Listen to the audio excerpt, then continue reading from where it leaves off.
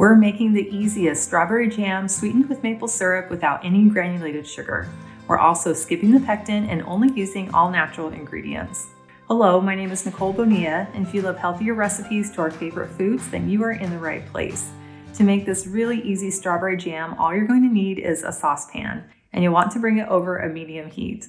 And for the strawberries, you could use fresh or frozen. I took 3 cups of frozen strawberries and put them into this glass bowl, and then I put them in the microwave for 2 minutes just to kind of help soften them down quickly. So you can see that now I have about 2 cups worth of strawberries. So I'm just going to add these to my saucepan.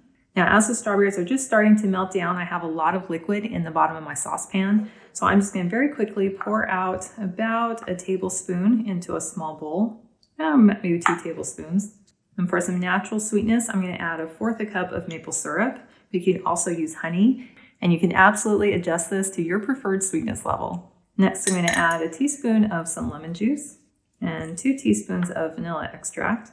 I'm just using my lid because it's about the same as a teaspoon. Now I'll just give these a stir, and then we'll just wait till this heats up to a nice simmer. And then in our little bowl of our strawberry liquid, I'm going to add 2 teaspoons of some cornstarch. And this will help thicken our jam without having to use pectin. And then we'll just give that a stir. Now you can jot down these ingredients as we go along, or you can click on the link in the video description below, and that will take you to the full recipe with all the details. Now that all the cornstarch is dissolved, we have this nice little slurry that we can set aside. And now that our strawberries are starting to simmer, I'll just give it a good stir. And then we're just going to let this simmer for about 10 minutes until all the strawberries are broken down and really soft. Well, these strawberries have been simmering for 10 minutes, and you can see that some of the liquid has reduced. So I'm just going to give these a good stir. I'm going to go ahead and turn off my heat. Now you have the option of leaving your strawberries nice and chunky, or you can blend them down nice and smooth. If you'd like to leave them nice and chunky, you could use either a potato masher or a pastry cutter. I'm going to go ahead and blend mine smooth. So I'm just going to use the chopper cup that comes with my immersion blender, but you could use any food processor or upright blender. And I'll just pour the strawberry mixture down inside, and then I'll just blend this until smooth. Well, that looks perfect and smells incredible. And now to thicken the jam, I'm going to pour it back into my saucepan. So I'm going to turn the heat to medium, and then we're going to pour in our little cornstarch slurry. And then we'll give that a good stir. And then we'll bring it to a low simmer for a few minutes to allow that cornstarch to thicken. And then we'll want to stir it occasionally so it doesn't stick to the bottom. So it's been about 2 minutes, and you can see how this has gotten nice and thick and bubbly. And you'll know it's thick enough when you can drag your spatula through it and it makes a clearing. Now this is going to thicken slightly once it's cooled, but if you'd like it to be even thicker, you could go ahead and just let it simmer for about another 4 to 5 minutes. So I'm going to turn off my heat and then carefully transfer this to a heat-safe bowl. Now I'm going to let it cool on the counter, and then I'll transfer it to my storage jar and put it into my fridge until it cools completely.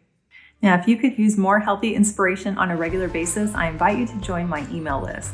All you have to do is click on the link in the description below, and that is the best way for us to stay connected. Now, one of the many things I love about this recipe is that you could use it with any berries, including some raspberries or blackberries or blueberries. So I have a batch here that I made with some blueberries that I've allowed to completely cool in my fridge. And you can see how nice and thick it is, just like a traditional jam. But the flavor, is so much better. That is delicious. You instantly get the vibrant berry flavor that isn't overpowered by sugar. And I love the subtle sweetness that does come in from the maple syrup, and the lemon juice just makes it really bright. And the consistency is perfect for scooping and spreading. Well, thank you so much for hanging out with me today in my kitchen.